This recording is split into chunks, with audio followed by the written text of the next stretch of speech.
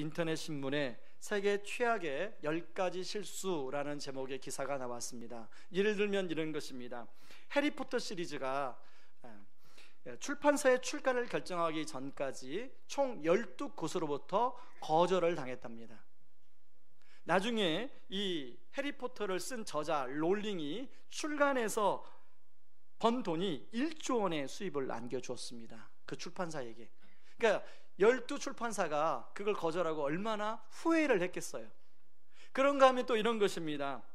영국의 제임스 화일즈가 그 당시에 비트코인을 많이 사들여서 비트코인이 이제 아직 가치가 오르기 전에 이게 가치가 없으니까 자기 컴퓨터 하드디스크에 넣어놨습니다.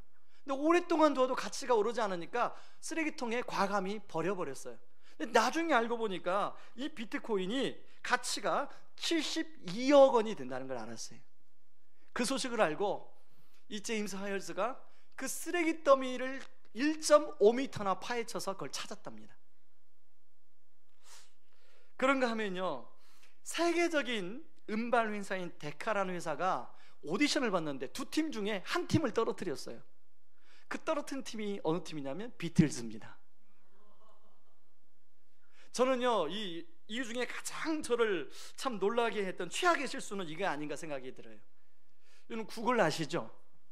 이 구글 창업자가 그 당시에 좀 이렇게 경영이 어려웠나 봐요. 그래서 구글을 한 회사에 10억 원에 인수하라고 제안을 했는데 그 회사에서 거절을 했어요. 그래서 돈을 깎았습니다. 8억 1천만 원. 그런데도 인수를 안 했어요. 지금은 구글의 가치가 얼마 정도? 약 395조 원. 여러분 너무 많아서 못 놀라시죠? 예, 뭐 상상할 수가 없는 돈이죠. 10억의 인수를 했으면 395조 원의 그 수입을 얻을 수 있었는데요. 그 기사를 쓴 기자가 아마 이 사람들은 지금 땅을 치고 후회할 것이다. 제가 생각해도 땅을 치고 후회할 것 같아요. 여러분, 우리가 이 땅을 살아가면서 우리도 후회할 때가 많이 있습니다. 그때 그랬을걸, 그때 왜 그랬지? 그때 이렇게 했으면 참 좋았을 텐데, 이렇게 후회할 때가 있는데, 그런 후회는 때로는 그 다음에 행동을 할 때 신중하게 만들고 뭔가 교훈을 주고 발전하도록 만들어줍니다. 그래서 후회가 나쁜 것만이 아니에요. 그런데 정말로 인생의 마지막 날, 우리가 주님의 심판대 앞에 섰을 때, 주님 앞에 결산하는 날, 그 자리에 가서 우리가 후회한다면 더 이상 우리가 돌이킬 시간이 없습니다. 우리가 읽은 말씀에 보면 첫 부분과 마지막 부분에 사람이 죽는 내용이 두 사건이 등장합니다. 2절에서는 예수님의 제자이자 요한의 형제인 야고보의 순교의 죽음이 나와요. 그런가 하면 12장 23절에는 야고보를 칼로 죽이라고 명령했던 이 헤롯 아그리빠죠. 원래 이름은 바로 이 왕의 죽음이 23절에 나오고 있습니다. 23절을 같이 한번 읽어볼까요? 헤롯이 영광을 하나님께로 돌리지 아니하므로 주의 사자가 고치니 벌레에게 먹혀 죽으니라. 그리고 그 사이에는 베드로를 제대로 지키지 못해서 헤롯에게 죽임을 명령받는 군인들이 있습니다. 여러분, 우리는 누구나 이 땅에 태어나서 언젠가는 이 땅을 마무리 짓고 이제 그 심판대 앞에 설 때가 있어요. 그건 아무도 예외가 없습니다. 누구나 다 그 자리에 설 수밖에 없어요. 오늘 본문에 나오는 이 순교를 당해서 칼로 죽임을 당한 야고보, 우리가 땅의 관점에서 보면 그 야고보의 죽음은 참 안타까운 죽음이에요. 어떤 사람은 심하게 참 헛된 죽음이다 이렇게 말할 수가 있어요. 그리고 이 헤롯, 갑자기 죽긴 죽었지만 나도 사람들에게 그렇게 권력과 내가 또 좀 손에 그만큼 좀 불을 쥐고 살았으면 좋겠다 그렇게 생각하는 분이 계실지도 몰라요. 그러나 여러분, 히브리서 9장 27절 말씀에 의하면 한 번 죽는 것은 사람에게 정하신 것이요 그 후에는 심판이 있으리니. 여러분, 우리는 야고보나 헤롯이나 우리 모두나 다 심판대 앞에 서게 된다는 것입니다. 땅의 관점으로 보면 헤롯이 부러울 수가 있어요. 그러나 하늘의 관점에서 보면 헤롯의 죽음은 하나도 부러울 게 없는 인생이라는 것입니다. 이런 관점에서 오늘 본문에 등장하는 이 헤롯, 엄청난 후회를 했을 것입니다. 아마 구글을 인수하지 않은 그 CEO보다 더 많이 후회를 했을 거예요. 헤롯 아그리파 1세는 원래 유대 혈통이 아니에요. 야곱과 에서 중에 에서의 혈통의 사람입니다. 그러다 보니까 유대 왕이 되긴 됐는데 늘 핸디캡이 있는 거예요. 그래서 유대 정통 사람들에게 민심과 환심을 사는 게 이 헤롯 아그리파의 관심이었습니다. 어떻게 하면 사람들의 민심을 얻을까 하다가 생각해 보니까 유대인들이 이제 저 예수를 믿는 사람을 싫어해요. 그래서 야고보를 잡아 죽여요. 야고보를 잡아 죽이니까 사람들이 너무 반응이 좋거든요. 그랬더니 베드로까지 이제 죽이려고 옥에 가둬버립니다. 베드로를 잡은 때가 언제였냐면 성경은 무교절 기간이었다 이렇게 얘기합니다. 여러분, 무교절 때는 전 유대 지역에서 예루살렘으로 사람들이 예배하기 위해서 몰려드는 때입니다. 사람들이 많이 몰려들죠. 그렇게 많이 몰려든 유대인들 앞에서 가장 싫어하는 베드로를 잡았다고, 옥에 가뒀다고 하니까 사람들이 얼마나 좋아하는지요. 그리고 이제 무교절이 끝나기만을 기다려요. 사람들, 많은 사람 앞에서 베드로를 죽이려고 해요. 결국 이 헤롯은 자신의 정치 생명을 유지하기 위해서 교회를 핍박하는 그런 결과를 낳습니다. 그뿐만 아닙니다. 두로와 시돈 사람들이 이제 아첨합니다. 헤롯을 향해서 아첨을 해요. 그게 22절 23절인데요 같이 한번 22절만 읽어볼까요? 백성들이 크게 부르되 이것은 신의 소리요 사람의 소리가 아니라 하거늘. 헤롯이 그 말을 그대로 믿어요. 어떤 학자에 의하면 22절을 말을 듣고 헤롯이 그걸 그대로 수용했대요. 다시 말해서 자기가 진짜 신인 줄 알고 착각했다는 거예요. 그 결과 어떻게 됩니까? 벌레에게 잡아먹혀 죽는 비참한 인생을 마감해요. 학자들에 의하면 이 벌레에게 잡아먹혀 죽었던 게 회충일 것이다 라고 얘기를 합니다. 그리고 요세푸스에 의하면 이 헤롯이 폭통을 일으키고 5일 만에 죽었다고 그래요. 여러분, 이렇게 인생을 살고 하나님 앞에 심판대 앞에 갔던 헤롯은 마음이 어떨까요? 후회하지 않을까요? 내가 진작 알았더라면 이렇게 살지 않았을 텐데. 여러분, 실제로 누가복음 16장에 보면요 거지 나사로와 부자의 비유가 나와요. 지옥에 간 부자가 나중에 후회하면서 이렇게 요청합니다. 하나님께 27절에 보면 16장 27절에 보면 이르되 그러면 아버지여 구하노니 나사로를 내 아버지의 집에 보내소서. 내 형제 5이 있으니 그들에게 증언하게 하여 그들로 이 고통을 받는 곳에 오지 않게 해 주소서. 이 말에 뭐가 담겨 있습니까? 이 부자, 이 땅에 살 동안에는 부러울 게 없었던 부유했던 이 사람의 인생 후회가 여기에 담겨져 있어요. 저는 헤롯이 이 부자처럼 이런 후회를 하지 않았을까요? 반면에 이 땅의 관점 볼 때는 비참한 죽음이에요. 그런데 그 야고보가 심판대 앞에 섰을 때 야고보의 마음이 어땠을까요?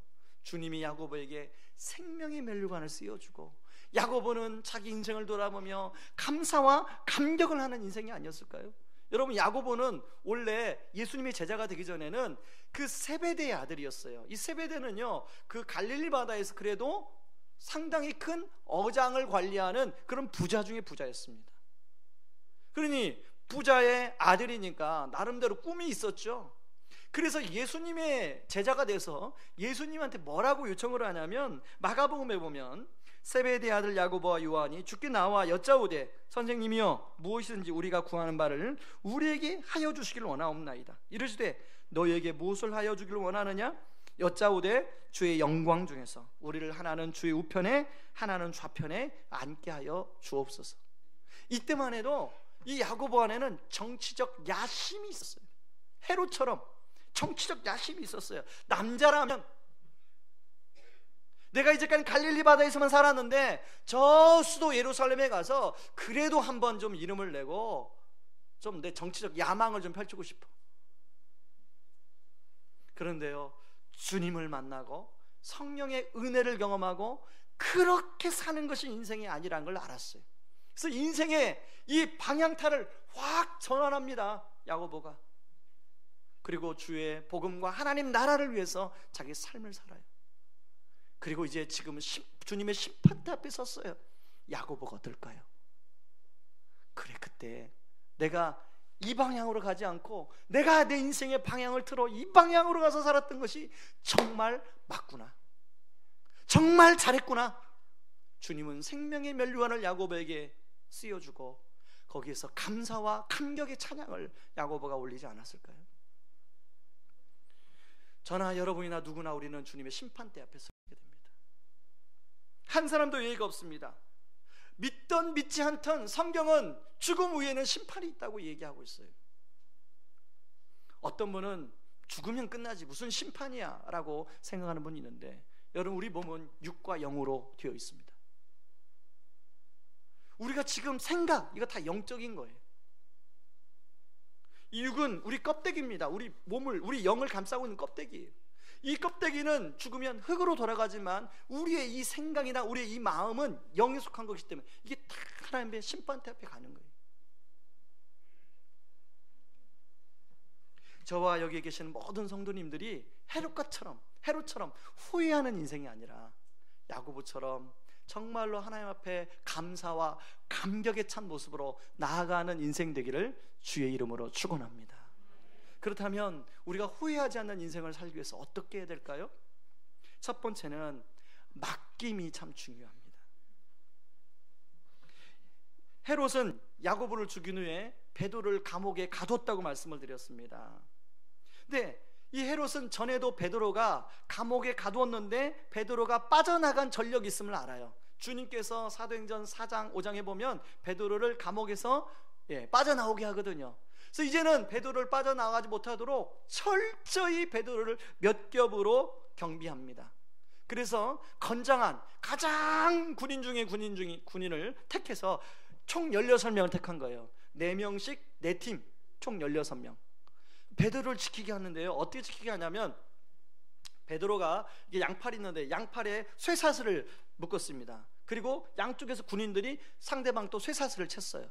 그러고 이제 베드로를 함께 잠을 자는 거예요. 그리고 감옥 밖에서는 병정들이 지키고 있어요. 그리고 두 번째, 세 번째 또 군인들이 지키고 있어요. 그렇게 몇 겹으로 베드로를 지키고 있는 상황입니다. 이제 베드로가 그런 상황 속에서, 여러분 6절 한번 보시기 바랍니다. 여러분 같으면 혹시 그런 상황 속에서 잠을 자라고 하면 잠이 오겠습니까?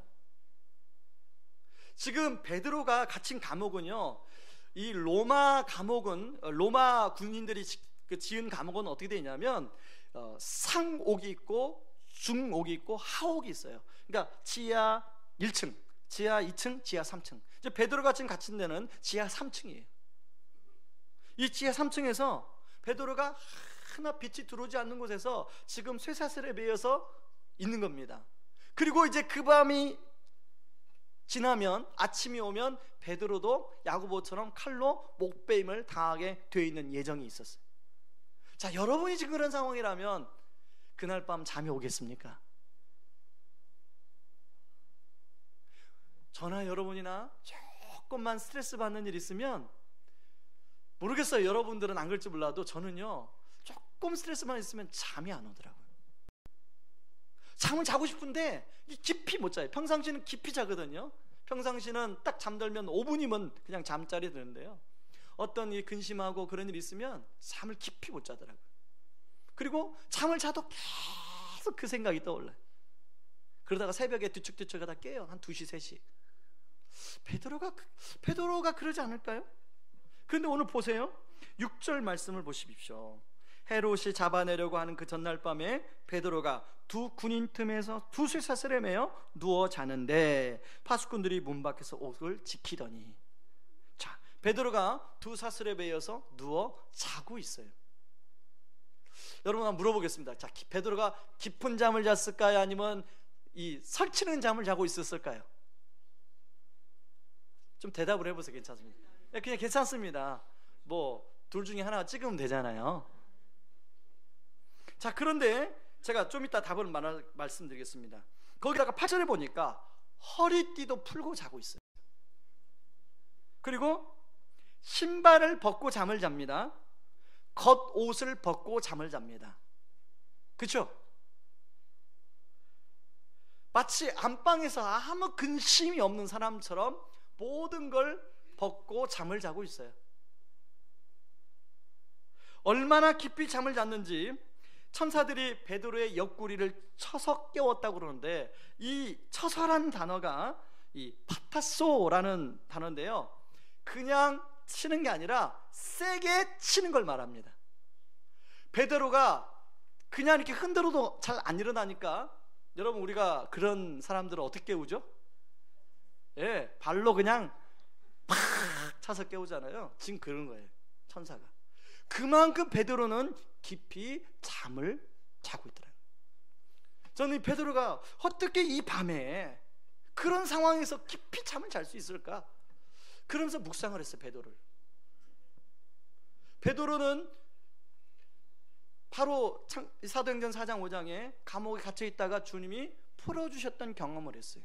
그리고 바로 앞에서는 자기와 똑같은 동료인 야고보가 목베임을 당하는 일을 베드로가 알고 있어요. 여러분, 베드로가 예상했던 건 둘 중에 아닐까요? 주님이 나에게 맡기신 일이 다 끝났으면 나를 야고보처럼 데려가실 것이고, 그리고 주님이 아직도 나에게 할 일이 있다면 나를 다시금 살려주실 것이고. 그러니까 베드로가 더 이상 자기가 뭐 할 일이 할 수가 없잖아요. 그 안에서 모든 걸 주님께 맡기고 편안히 잠을 자고 있어요.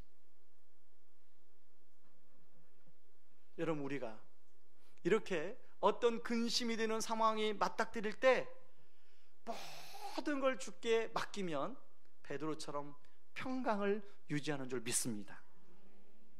베드로는요, 이런 맡김의 능력을 알았기 때문에 초대교회 성도들에게 뭐라고 권면하냐면, 너희 염려를 다 주께 어떻게 하라? 맡기라. 그러면 어떻게 해주시겠다고요? 그가 너희를 돌보십니다. 그가 우리를 돌봐주실 것을 신뢰하지 못하면 맡길 수가 없어요. 그런데요, 그가 우리를 어떻게 돌봐주시냐면, 로마서 8장 28절 같이 한번 읽어봅니다. 우리가 알거니와 하나님을 사랑하는 자 곧 그의 뜻대로 부르심을 입은 자들에게는 모든 것이 합력하여 선을 이루느니라. 저는 어떤 위급한 일이, 예상치 못한 일이 저에게 생기면 자동적으로 떠오르는 말씀이 이 롬828이에요. 저를 따라 하시기 바랍니다. 따라하세요. 롬828. 로마서 8장 28절. 그건 저만 그런 줄 알았어요. 제가 예전에 그 섬기던 성도님 중에 그런 분이 계셨어요. 연세가 80이 넘으신 분이셨는데요, 이분은 자기 인생을 겪으면서 군복을 3번이나 갈아입었어요. 이게 무슨 말이에요? 군복을 3번. 첫 번째는 일본군 군복을 입었어요. 그리고 두 번째는 북한군 군복을 입었어요. 나중에는 국군 군복을 입었어요. 그러니 그 인생이 얼마나 파란만장하겠습니까? 근데 그분이요, 특세를 하는데 이제 체육관에서 의자를 깔아야 되거든요. 새벽 4시면 나오세요. 80세 이상 되신 어르신이. 그래서 저희 교구라서 제가 신방을 갔습니다. 어르신, 그런 건 다 젊은 사람이 해도 됩니다. 어르신 안 나오셔도 괜찮습니다. 그랬더니 그분이 하는 말씀이, 목사님, 제 인생이 롬828 인생이었습니다. 이게 무슨 말이에요? 자기 인생이 군복을 3번 갈아입는데 그렇게 파란만장한 인생을 살았는데, 생각해보니 하나님을 사랑하는 자 그 뜻대로 부르심을 입는 모든 것이 합력하여 선을 이루는 인생이었다는 거예요. 그런데 자기가 나이가 먹어서 이게 이렇게 생각해보니 너무 감사한데, 나이가 들었다고 지금도 자기가 뭐라도 힘을 쓸 수 있는데 주님을 위해서 제가 할 수 있는 게 뭐가 있겠어요? 몸된 길을 위해서 할 수 있는 게 뭐가 있겠어요? 목사님, 저는 그런 마음으로 합니다. 택시 타고 나오세요. 지금도 나오신지 모르겠어요. 물어봐야겠어요. 여러분, 바로 이 베드로처럼 모든 걸 하나님께 맡긴, 그럴 때 하나님이 저와 여러분들이 주시는 평강이 있기를 주의 이름으로 축원합니다. 그런가 하면 어떻게 하면 우리가 후회하지 않는 인생을 살 수 있을까요? 하나님을 경험하는 삶을 살 때 가능합니다. 자, 여러분 1절은 이렇게 시작합니다. 그때에. 자, 그때가 그러면 언젠가? 이 그때가 언젠가를 알려면 사도행전 11장 28절을 봐야 알 수 있습니다. 사도행전 11장 28절은 어떻게 되냐면, 그 중에 아가보라는 사람이 일어나 성령으로 말하되 천하에 큰 흉년이 들리라 하더니 글라우드 때에 그렇게 되니라. 자, 그때가 어느 때예요? 예루살렘에 흉년이 들었을 때. 자, 흉년이 들었어요. 그래서 지금 안디옥 교회에서 헌금을 걷어가지고 예루살렘 교회에 보냈어요. 예루살렘 교회 성도들의 형편이 어떨까요? 흉년이 들었으니 제대로 먹을 게 없는 때예요. 근데 그런 위기 때 자기가 믿고 의지하던 교회 지도자인 야고보가 목배임을 당하는 거예요. 많은 사람들의 신앙이 어땠을까요? 신앙이 흔들리기 시작해요. 그런데 설상가상으로 베드로마저 감옥에 잡혔다는 얘기를 듣게 되는 거예요. 여러분, 우리가 인생을 살다 보면 어떤 어려움이 올 때, 이게 어려움이 하나만 올 때도 있지만, 어려움이 올 때 하나만 오는 게 아니라 2개, 3개, 4개가 한꺼번에 몰려올 때가 있어요. 그럴 때가 있죠. 그래서 야고보서 1장 2절 3절에서는 너희가 여러 가지 시련을 만나거든 온전히 기쁘게 여기라, 이렇게 나오죠. 여러 가지 시련이 아니에요. 시련들을 만나거든, 이렇게 복수예요. 거기 보면. 자, 이런 상황에 할 수 있는 게 뭐가 있을까요? 여러분, 오늘 5절 말씀을 보세요. 예루살렘 교회 성도들이 그런 상황 속에서 뭘 하냐면 5절에 갇힌 베드로를 위해서 간절히 기도해요. 그리고 12절을 보세요. 다시 한번 여러 사람이 마가다락방에 모여서 기도했다는 말씀이 나와요. 자, 그런데요, 여러분, 그 우리나라 국어 문법이나 국문법, 영문법 이런 거 있죠? 히브리, 유대 사람들도 유대 문법이 있어요. 히브리 문법이 있어요. 히브리 문법에 영어로 말하면 인클루지오, 또 우리 한글로 말하면 봉투기법이라고 하는데요. 봉투, 편지 봉투가 이렇게 있으면 편지 봉투의 양쪽 끝에 중요한 단어를 배치를 해요. 그리고 편지 안에다가 중요한 내용을 집어넣어요. 이렇게 보여주네요. 5절과 12절에 기도란 단어를 보여주고 5절과 12절 사이에 뭐가 일어나냐면 하나님의 개입이 일어나요. 이게 하나님의 역사이심, 기도를 통한 역사라는 것을 보여주고 있는 거예요. 자, 우리가 여러 가지 시련이 한꺼번에 몰려와요. 뭘 해야 됩니까? 기도를 해야 돼요. 자, 그러면 하나님이 어떻게 개입하시는지를 한번 보시기 바랍니다. 자, 6절에 보면 그 전날 밤에 드디어 하나님의 간섭이 시작되는데, 그 전날 밤에 어떤 밤이에요? 베드로가 이제 새벽이 되면 끌려가서 목배임을 당하기 전날 밤이에요.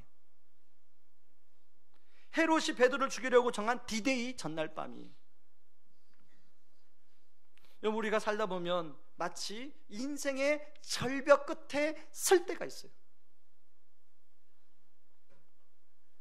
절벽 끝에 섰는데 이제 절벽 끝에서 마치 떨어질 것 같은 그런 때가 있어요. 7절에 보니까 지금 그 절벽 끝에서 주님이 개입하시고 있습니다. 자, 7절을 같이 한번 읽어봅니다. 시작. 호련히 주의 사자가 나타나매 옥중에 광채가 빛나며 또 베드로의 옆구리를 쳐 깨워 이르되 급히 일어나라 하니 쇠사슬이 그 손에서 벗어지더라. 여러분, 이 호련이라는 단어가요, 어떤 단어 뜻이냐면 자, 봐라, 이런 뜻이에요. 여러분, 그 당시에 예루살렘 성도들의 마음이 어떤 상태냐면 흉년 때문에 마음이 힘들어요. 그리고 지금 야고보 때문에, 야고보의 죽음 충격 때문에 마음이 힘들어요. 그리고 베드로의 투옥 때문에 마음이 힘들어요. 저는 2007년도 7월 마지막 주 여름을 잊을 수가 없어요. 저는 그때 휴가 기간이었거든요. 휴가라 이제 월요일날 가족들 데리고 부산으로 내려가서 부산에서 한참 휴가를 보내는 중이었어요. 그런데 뉴스를 틀어보니까 아프가니스탄의 샘물교회 선교단이 피랍됐다는 소식이 들려와요. 그 소식을 계속 보고 있는데 배윤규 목사가 순교를 했다는 소식이 들려와요. 여러분, 그 당시에 샘물교회와 제가 섬기던 교회는 마치 지금 하늘빛 교회와 우리 교회 같은 형제교회였어요. 서로 교역자도 교류하고요.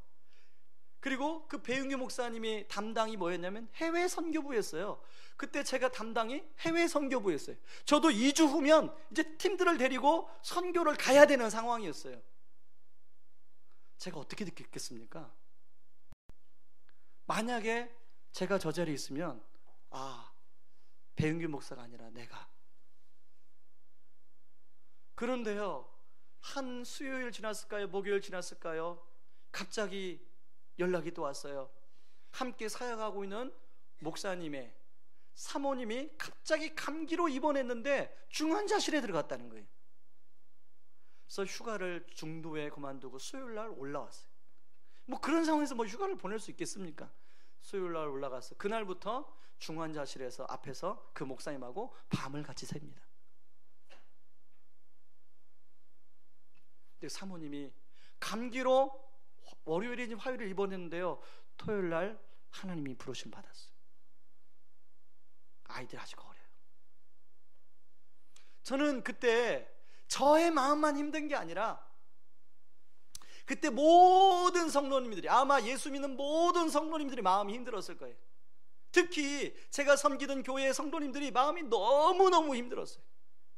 배윤기 목사님과 아프가니스탄 그 선교단 때문에 마음도 힘들었는데 갑자기 건강했던 사모님이 그렇게 일주일도 못 돼서 돌아가시니까 뭐 교회가 뭐 그냥 말이 아니죠. 지금 예루살렘 교회 지금 성도들의 마음이 그래요. 그런 상황이에요. 그런 상황에 지금 주님이 개입하셔서 사람들의 마음과 사람들의 시선이 흩어졌는데 자, 시선을 모아요. 어디를 고정시켜요? 주의 천사가 어떻게 일하는가를 보라고. 그걸 지금 사람들의 시선과 마음을 모으고 있는 거예요. 자, 보라! 어떻게 개입하시고 어떻게 일하시는지. 자, 7절을 한번 볼 수 있기 바랍니다. 주의 사자가 개입하시니 베드로를 단단히 묶고 있던 쇠사슬이 풀어져요. 그리고 굳게 닫힌 쇠문이 열려요. 그리고 두 겹, 세 겹으로 베드로를 싸고 있던 군인들이 눈을 부릅뜨고 지켰음에도 불구하고 베드로가 거기를 빠져나와요. 베드로는 가장 먼저 자신을 위해서 기도하고 있는 마가다락방에 있는 사람들에게 찾아갑니다. 베드로가 문을 두드리니까 노래하는 여자아이가 나와요. 베드로의 음성을 듣고 막 달려가서 베드로가 왔어요. 베드로가 왔어요. 사람들이 못 믿어요. 이거 도저히 있을 수 없는 일이니까. 그래도 계속 문을 두드리니까 문을 열고 베드로라는 것을 알고 이 사람들이 너무 기뻐합니다. 16절, 베드로가 문 두드리기를 그치지 아니하니 그들이 문을 열어 베드로를 보고 놀라는지라. 여러분, 이들은 자신들의 기도에 직접적으로 응답하시는 하나님을 실질적으로 경험하게 됩니다. 우리가 신앙생활 하면서 말씀을 통해서 은혜를 받아요. 말씀을 듣고 또 말씀을 연구하고 묵상하면서 은혜를 받기도 하지만 우리가 그 말씀을 가지고 기도하면서 우리 삶 속에서 실질적인 기도의 응답을 통해서도 은혜를 받게 됩니다. 우리가 신앙생활 할 때 이 두 가지를 같이 경험하는 것, 그것이 우리 신앙생활에 균형 있게 우리 신앙생활을 하는 거예요. 저는 우리 성도님들이 말씀에도 은혜를 받고 그런 기도를 통한 능력에도 응답에도 은혜 받기를 주의 이름으로 축원드립니다. 그런 차원에서 우리 교회는 수요일날 수요 기도가 있어요. 여러분들이 때로는 조용하게 기도하는 것도 필요하지만 함께 합심해서 주님께 부르짖는 기도가 필요합니다. 저는 이 부르짖는 기도라는 말을 들으면요, 이 말씀을 잊을 수가 없습니다. 에레미야 33장 2절 3절 말씀 같이 한번 우리 읽어볼까요? 이를 행하시는 여호와, 그것을 만들며 성취하시는 여호와, 그의 이름을 여호와라는 이가 이와 같이 이르시도다. 너는 내게 부르짖으라. 내가 내게 응답하겠고 내가 알지 못하는 크고 은밀한 일을 내게 보이리라. 저는 이 말씀을 처음 제가 붙들고 기도했을 때가 대학교 2학년 때예요. 2학년 때 군대 갔다 왔어. 군대를 갔다 와서 학교를 와보니 학교 계속 매일 데모를 하는 거예요. 학교 문제로 계속 데모를 하는 거예요. 저는요 87학번이거든요 87학번 6.29 선언이 몇 년도 있었죠?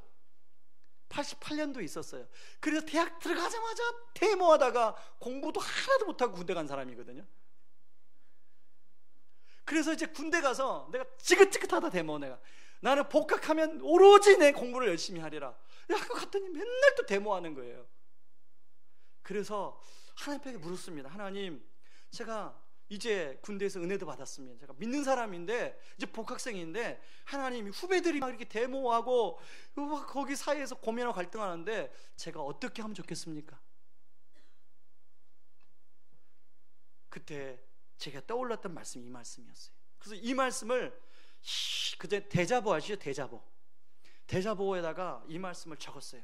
그리고 내용이 그래 정확한 내용은 안 나는데 우리 기독교인들이 교단을 떠나서 기독교인들이 교회를 떠나서 모두 12시에 함께 금식하면서 학교를 위해서 기도하자. 저렇게 안 믿는 친구들은 학교를 위해서 막 돌을 들고 데모를 하는데 우리들은 어떻게 할 거냐? 우리 같이 한번 함께 기도하자. 어떻게 되었을까요?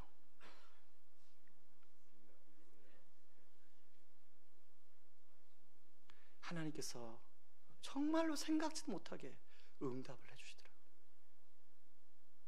지금도 가끔씩 1년에 한 번씩 초대해요.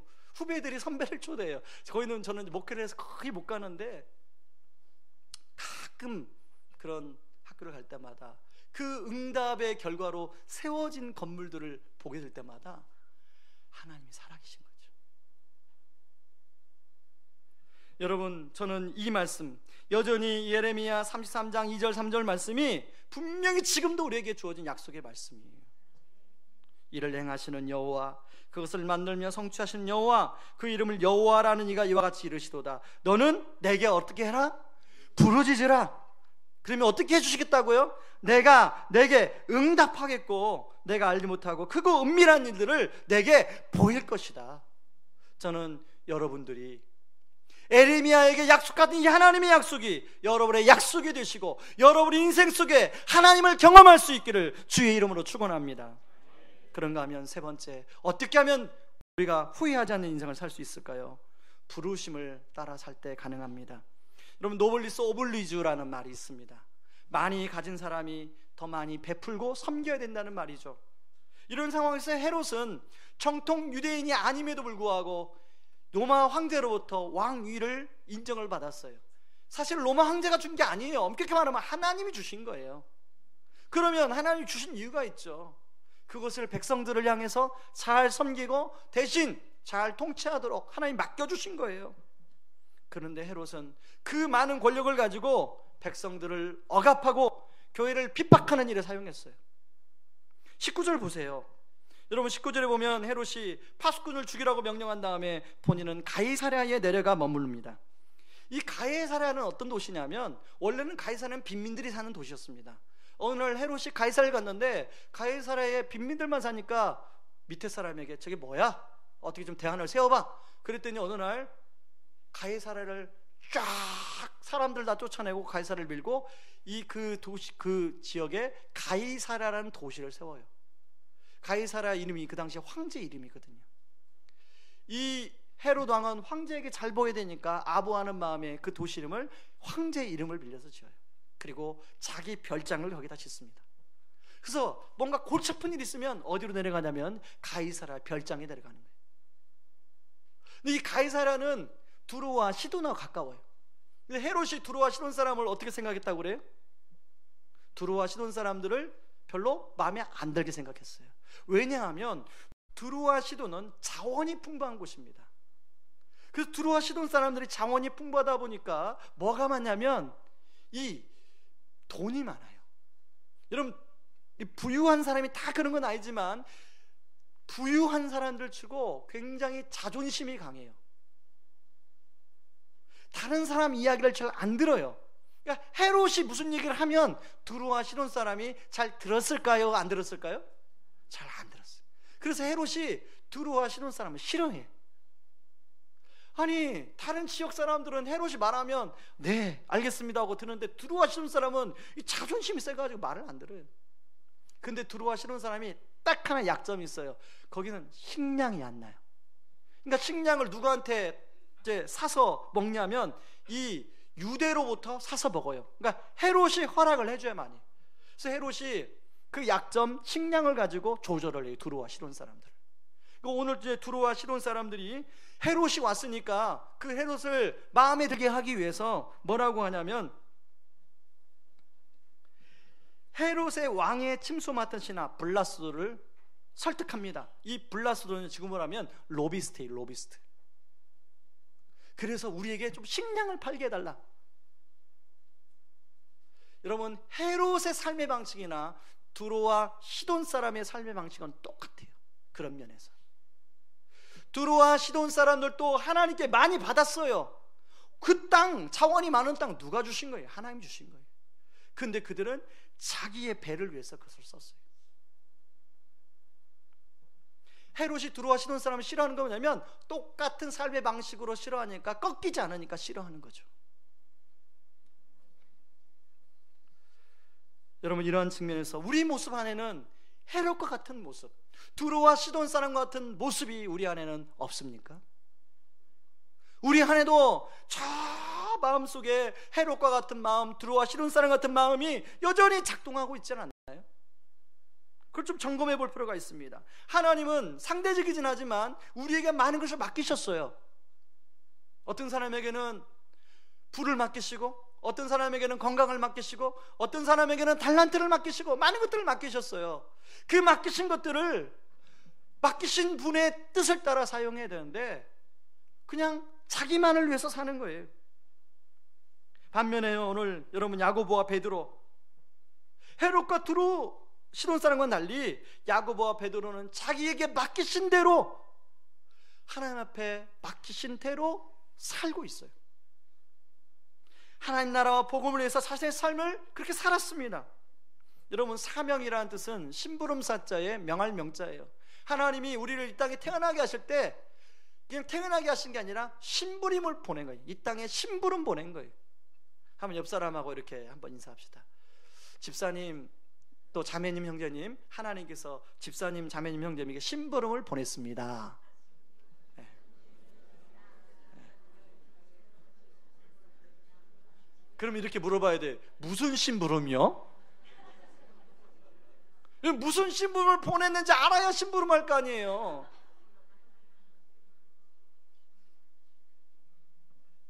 야고보와 베드로는 그 심부름 때문에, 심부름을 잘 수행하기 위해서 고난, 죽음, 이건 얼마든지 극복할 수 있는 거라고 생각했어요.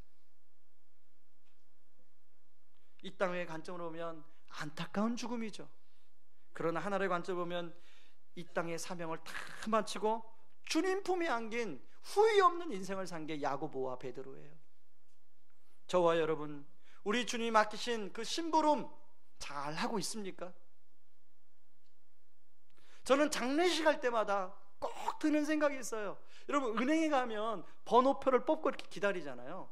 띵동 하면은 그 앞에 사람이 이제 가서 볼일을 보면 그 다음 해서 순서가 오는데, 장례식 하면 꼭 그런 느낌이, 띵동 하는 느낌이. 제 앞에 줄을 쭉 서 있는데 띵동, 그 다음에 제가 순서가 한 번 앞당겨지는 느낌을 받아요. 잊혀지지가 않아요. 장례식 할 때마다 그래요. 여러분, 우리는 한 번 이 땅에 태어난 것은 순서이시 태어나지만 이제 하나님 부르심 받는 것은 순서가 없어요. 언제 우리를 부르실지 몰라요. 그럴 때 하나님은 우리 심판대 앞에 분명히 우리를 세우시고 물으실 거예요. 너 심부름 잘했니? 내가 너에게 맡겨준 심부름 잘했니? 그럴 때 여러분들은 어떤 대답을 하시겠습니까? 여러분, 김도양 씨의 난 참 바보처럼 살았군요 라는 노래 혹시 아십니까?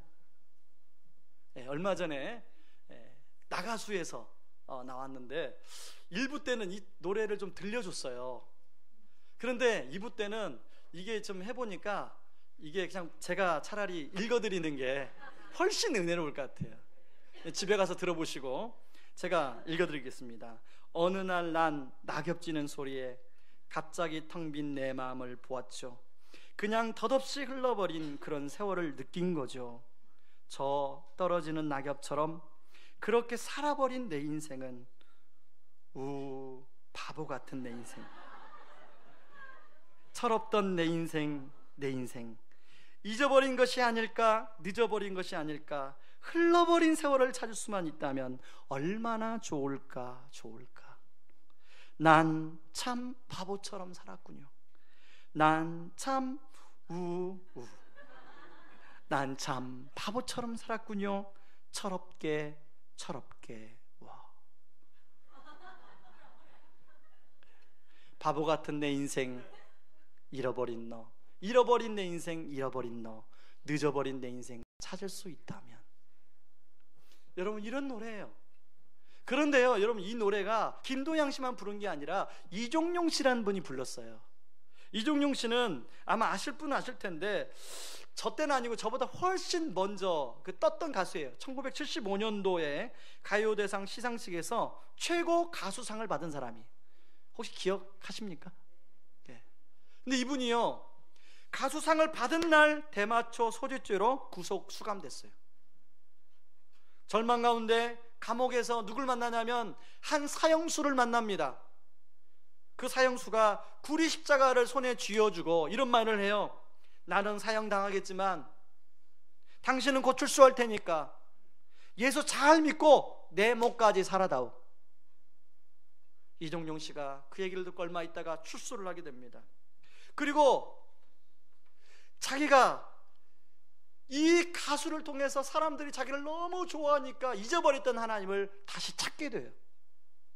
그리고 자기 삶을 돌아보면서 간증을 책을 하나 내게 됐는데요, 그게 바로 자기 노래의 제목이에요. 나 참 바보처럼 살았군요.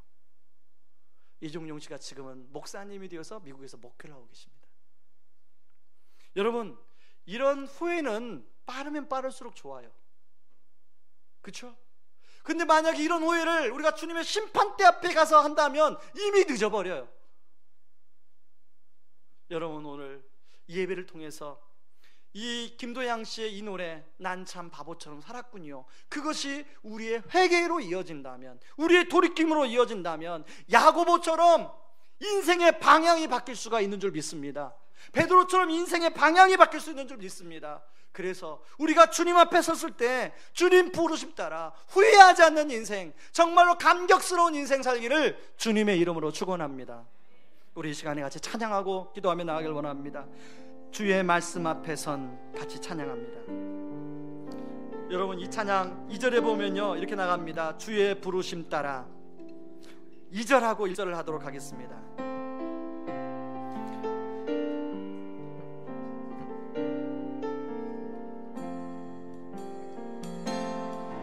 주의 부르심 따라 당신의 삶을 드릴 때 세상은 당신 안에서 주의 영광 보리라. 주의 영광 보리라.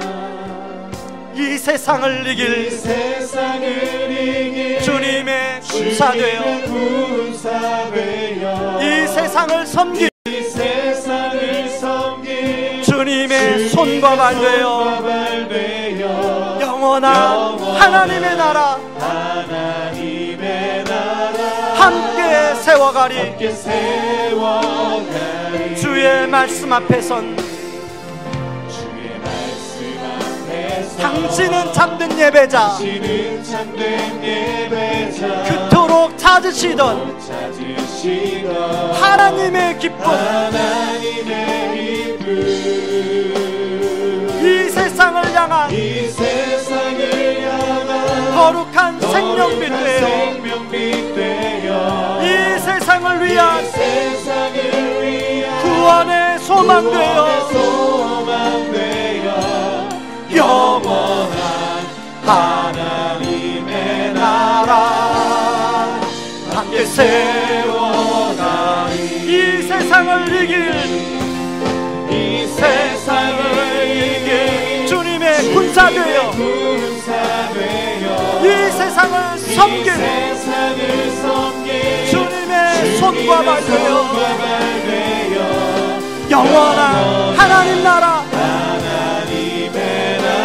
함께 세워가리. 여러분, 주님의 심판대 앞에 우리가 섰을 때 여러분들은 어떤 노래를 부르시겠습니까? 후회하지 않는 인생을 살기 위해서 여러분들은 어떻게 남은 인생을 살아가겠습니까? 이 시간에 온전히 맡기고 하나님의 능력을 경험하고 부르심을 따라 살아가는 저와 여러분이 되기를 바랍니다. 우리 시간에 이 세 가지 기도 내용을 가지고 같이 기도하며 나가겠습니다. 고마우신 하나님 아버지, 고맙고 감사합니다. 아버지 하나님, 우리가 주님의 심판대 앞에 언젠가는 헤롯처럼, 아버지 두로와 시돈 사람들처럼, 야고보와 베드로처럼 서게 될 날이 올 때가 될 터인데, 그때 아버지 우리 심판대 앞에서는 우리가 어떤 노래를 부르고 어떻게 우리가 반응하겠습니까? 아버지 하나님, 우리가 아버지 하나님 헤롯처럼 후회하는 인생 살지 않기를 원합니다. 두로와 시돈 사람들처럼 후회하는 인생 살지 않기를 원합니다. 아버지 누구나 아버지 이 세상을 살면 아버지 그 후에는 심판이 있게 됩니다. 아버지 누구나 우리가 심판대 앞에 서게 됩니다. 아버지 하나님, 이 땅에 아버지 하나님 우리가 어떤 같은 것들 실수했어도 땅을 치고 후회하는데, 아버지 주님 앞에 심판대 앞에 섰을 때 우리가 땅을 치고 후회한다면 어떻게 되겠습니까? 아버지 하나님, 우리가 베드로 야고보처럼 아버지 주님의 심판대 앞에 섰을 때 아버지 후회하지 않게 하여 주시옵소서. 아버지 우리가 후회하지 않도록 아버지 우리를 붙들어 주시옵소서. 그러기 위해서 아버지 주님께 아버지 모든 것을 맡길 수 있도록 도와주시옵소서. 내가 어떻게 할 수 있는 것이 아무것도 없습니다. 내가 어떻게 할 수 있는 것이 아무것도 없습니다. 아버지 하나님 결과를 맡깁니다. 아버지 하나님, 그러면 아버지 하나님 위기를 만날 때 아버지 기도를 통하여 그 응답을 경험하는 삶을 살게 하여 주시옵소서. 여전히 하나님은 살아계십니다. 여전히 하나님 우리의 기도에 응답하십니다. 아버지 여전히 하나님은 아버지 우리의 기도를 응답하시고 기다리고 있습니다. 우리가 그 하나님을 경험하는 삶을 살 수 있도록 도와주시고, 아버지 우리의 부르심, 우리에게 심부름 맡겨주신 것 심부름 잘 완수하며 살게 도와주시옵소서. 이 세상을 이길 주님의 군사 되어 이 세상을 섬길 주님의 손과 발 되어 영원한 하나님의 나라 함께 세워가리. 하나님 아버지, 그렇습니다. 하나님, 우리는 언젠가 누구나 다 주님의 심판대 앞에 서게 될 터인데, 하나님 난 참 바보처럼 사였어라고 그때 가서 후회하는 인생이 아니라, 하나님 베드로처럼 야고보처럼 인생의 방향타를 전환해서 정말 하나님이 맡겨주신 인생 의미 있고 가치 있게 살게 하여 주옵소서. 그러기 위해서 하나님께 나의 모든 것을 맡기게 하여 주시고, 하나님을 경험하게 도와주시고, 그리고 나에게 심부름 시켜주신 그것이 무엇인지를 알아 그 심부름 잘 완수하고 돌아가는 저희들 되게 하여 주옵소서. 예수님 이름으로 기도하옵나이다. 아멘. 지금은 우리를 죄에서 구원하시기 위해 자신을 친히 십자가에 내어주신 그 크신 우리 주 그리스도의 은혜와 아들을 내어주면서까지 우리를 사랑하신 하나님의 다함없는 사랑하심과 지금도 우리를 위하여 친히 기도해 주시고 동행하여 주시는 성령님의 은혜가 주님의 심판대 앞에 서게 될 때 후회하지 않는 인생을 살기 위하여 하나님께 온전히 맡기고 하나님을 경험하고 나에게 맡겨주신 심부름 잘 감당하며 살기를 원하는 모든 성도님들의 삶 위에 이제로부터 영원까지 항상 함께하기를 주의 이름으로 축원하옵나이다. 아멘.